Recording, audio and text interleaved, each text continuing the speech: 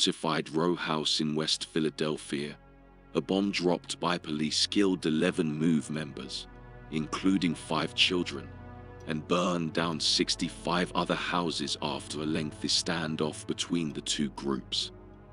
M.O.V.E. was a cult-like organization which eschewed technology, medicine and Western clothing, where members lived communally, ate raw food, left garbage on their yards, and proselytized with a loudspeaker, frustrating the residents of Osage Avenue. The M.O.V.E. bombing in West Philadelphia was a pivotal moment in the reign of Mayor Wilson Goode, and was the first time a U.S. city bombed itself. The bomb dropped on the M.O.V.E. row house with only marginal consequences to the government, because of previous encounters with M.O.V.E. and antipathy in the public towards the M.O.V.E. organization, resulting in the group falling into obscurity.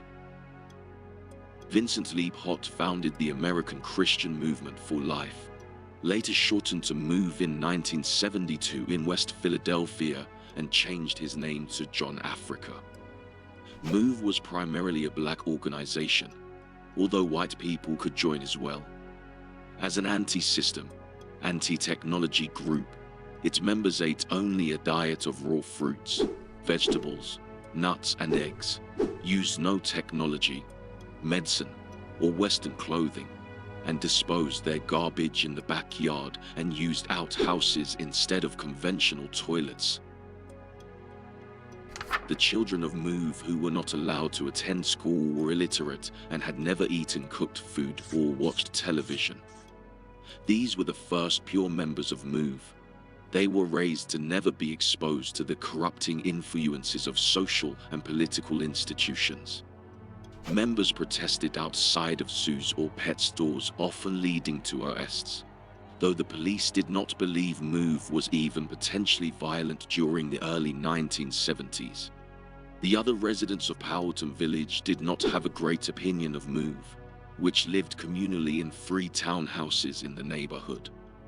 Powelton Village, located near Drexel University and the University of Pennsylvania, was a diverse and tolerant community and a haven for political activists. In 1976, neighbors began complaining about children playing in the yard without diapers and in unsanitary conditions. Due to Powelton residents' complaints, the police set up 24-hour surveillance on the M.O.V.E. townhouses. The next year, M.O.V.E. members began to sit out on the porch holding rifles, wearing berets, and using loudspeakers to lecture their neighbors. M.O.V.E. already held a reputation as a radical black organization, much like the Black Panthers, because of M.O.V.E.'s emergence during the Black Power era. Many in Philadelphia believed that the public display of weapons to be the start of the organization becoming more militant. Tensions between the city and M.O.V.E. began to rise as neighbors in Powelton continued complaining about M.O.V.E.'s actions and as the police department's surveillance of M.O.V.E. began to infuriate them. In the year between 1977 and 1978, M.O.V.E. left bomb timing devices, though no explosives, in several hotels across the nation as well as in London. These devices were left with threatening letters stating that M.O.V.E. would strike for real unless Philadelphia stopped its harassment. The organization had begun a feud with the then mayor Frank Rizzo, who had previously served as Philadelphia's police commissioner and ran for mayor on a law and order campaign. M.O.V.E.'s residency in Powelton Village came to a head in 1978 after the May 5th agreement between M.O.V.E. and the city disintegrated. The city and M.O.V.E. agreed that the city would end the blockade, and within 90 days M.O.V.E. members would relocate to a residence outside the city. M.O.V.E. saw the city as at the heart of the issue, and they stayed past the 90-day limit. While several organizations active in Powelton Village supported negotiation with M.O.V.E. to allow them to stay in the neighborhood, M.O.V.E. and the police engaged in a protracted firefight, resulting in the death of one policeman, Officer James Ramp, and the sentencing of 9 M.O.V.E. members to jail for the officer's death. After being forced out of Powhatan Village, M.O.V.E. took up residence in a townhouse on Osage Avenue in Cobbs Creek, West Philadelphia. At first, M.O.V.E. and the residents of Osage coexisted peacefully. In time, though, tensions began to grow as lifestyle differences emerged and the neighbors began complaining.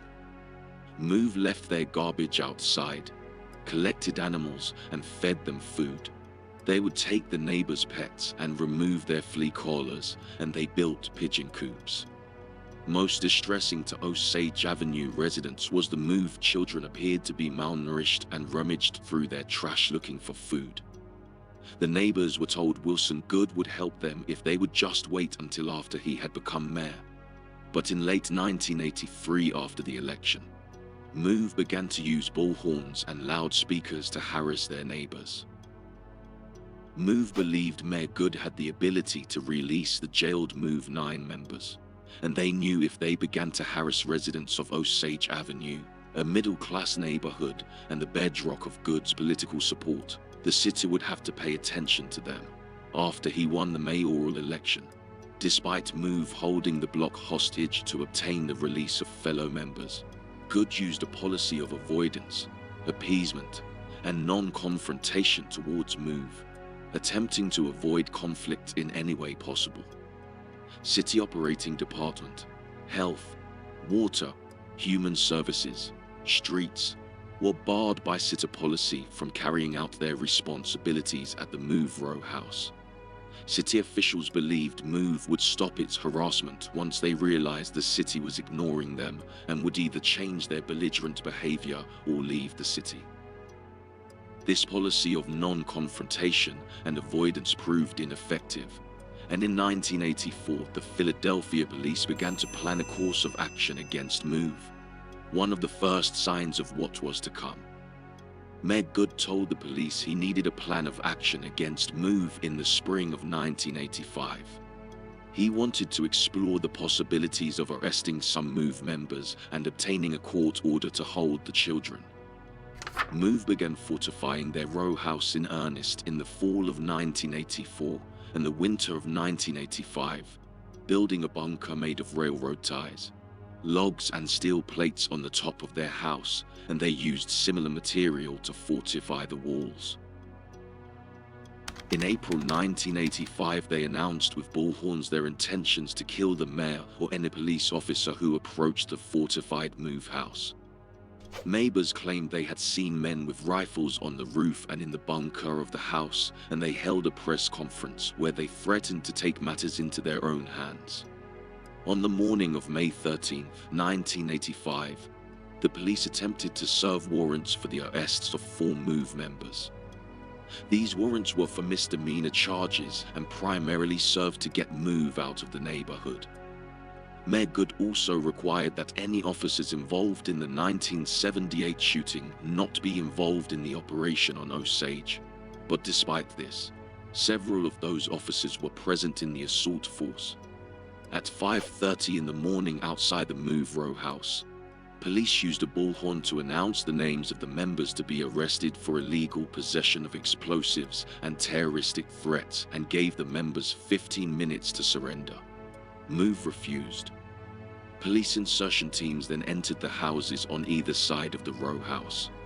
In response, M.O.V.E. shot at the police force from inside of the house.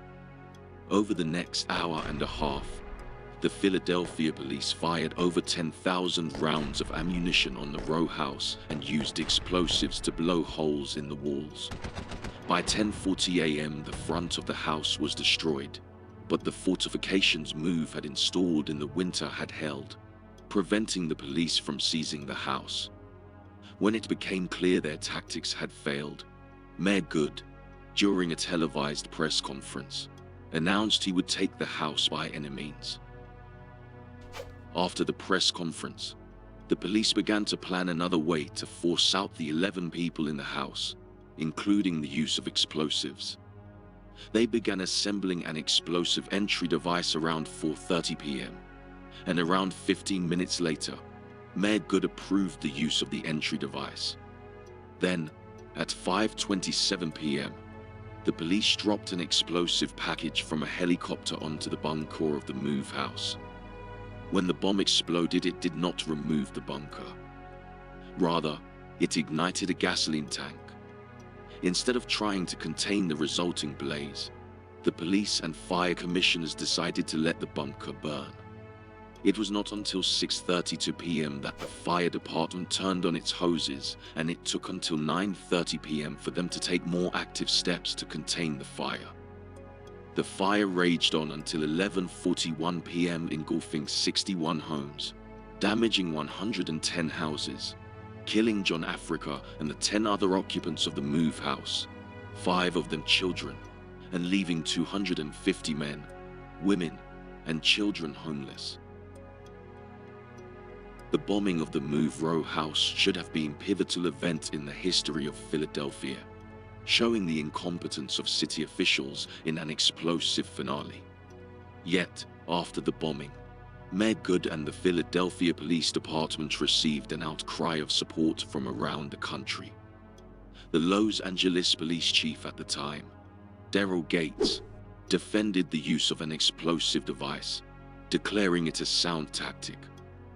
Gates also stated Mayor Good has provided some of the finest leadership he had ever seen from any politician, and that he hoped Mayor Good ran for national office. Michael Nutter, then an assistant to a city councilman, said M.O.V.E. is a group of people whose philosophy is based on conflict and confrontation. Roy Innes, who was the chairman of the Congress of Racial Equality Corps, called Mayor Good's handling of the crisis heroic. Despite those speaking in favor of the mayor and the Philadelphia Police Department, not all law enforcement officers were complimentary of Philadelphia's handling of the M.O.V.E. crisis. The director of the American Federation of Police, Gerald Arenberg, believed they broke every rule in the book when it came to their handling of the M.O.V.E. incident and the bombing. James Fife, a police lieutenant in New York City, described it by saying, "They burned down the village to save the village," before continuing, adding that the actions taken by the Philadelphia Police Department were really unheard of. According to Fife and Arenberg, many police departments have small armored tanks that can be used to batter doors down, without endangering the lives of the officers. And Arenberg stated the Philadelphia police just weren't using all the equipment available to any modern police department. The M.O.V.E. bombing captured the attention of the world, and as many law enforcement agencies weighed in on the actions of the Philadelphia police, so too did the media, both national and international. The media took a largely critical view of the M.O.V.E. incident and Mayor Good. Many newspapers around the world weren't sympathetic to the siege of the M.O.V.E. house and called Philadelphia a war zone. Front pages of many newspapers showed pictures of smoldering row houses in West Philadelphia. The fact that no one from the city administration ever faced any consequences from their part in burning down 61 houses and killing 11 people, and there has been no major lasting effect on the city of Philadelphia as a result of the M.O.V.E. bombing, is a disgrace and a disservice to those whose homes burned in the blaze and those who perished as a result of the city's actions.